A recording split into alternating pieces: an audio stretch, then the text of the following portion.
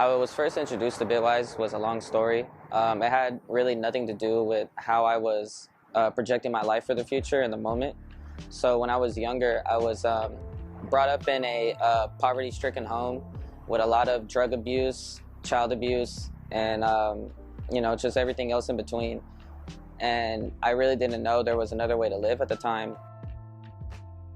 When it came to being first introduced to Bitwise for the training, it was through a connection through Manchester Mall. And in there they were helping previously incarcerated people from the ages from 16 to 22. And that's actually when I was introduced to that whole environment of people who weren't even being involved in helping previously incarcerated people. And I had let them know that I was interested in tech specifically because of my grandparents kind of introducing me young, only using it for games, but still. What inspired me to be involved in the tech, IT, like anything involving more or less computers, it was just when I was younger, my grandparents would kind of instill in me the idea of, computers are the future, technology is the future, and it was kind of like whatever to me at the time because I was a kid. Something as simple as computer literacy, I didn't know would take me so far to the point where I would be able to, learn how to do code from this literacy, from just the introduction from that was taught and instilled with my grandparents.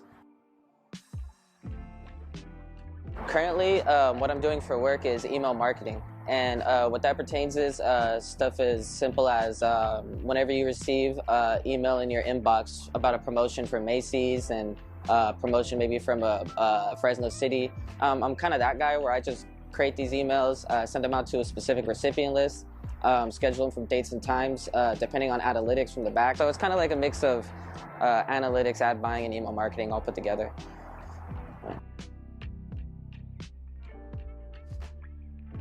I would say one of the biggest successes I had here at Bitwise was going through the actual class itself. Originally, just Salesforce itself as part of the first accomplishment, because that really introduced me to an actual, not just culture, but a whole different world of people who are actually willing to, help us.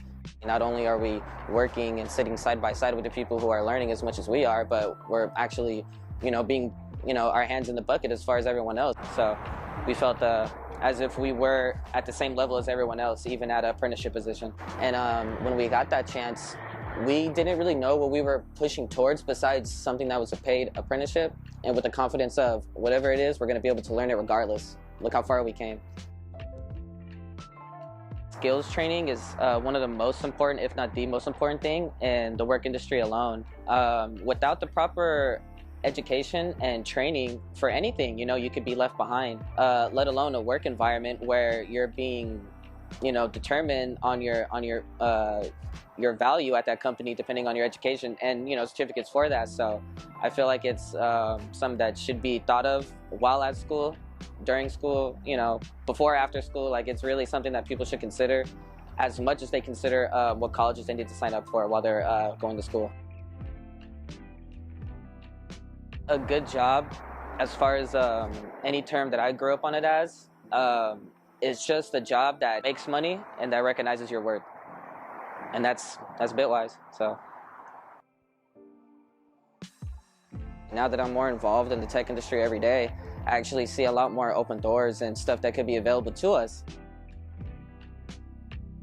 I think the most important thing to know and take from my story, that I really became somebody who was going to more or less die in the streets, and just through a one classroom, I was able to change my whole family's trajectory.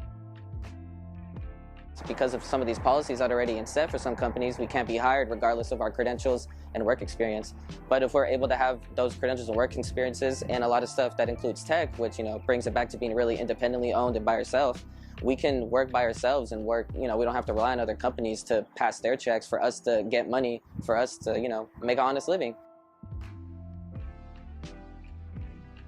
I would think in the next couple of years from now, where I see myself as still doing the same thing as far as what I'm doing now, like being a kind of advocate for people who've been previously incarcerated, whether that means speaking for them, as far as just an emotional, standpoint, or an employment standpoint, or just for now, like for policies. I feel like as in the future, I'm gonna just be around the whole circle. You know, I for sure want to be in that kind of ecosystem in the future.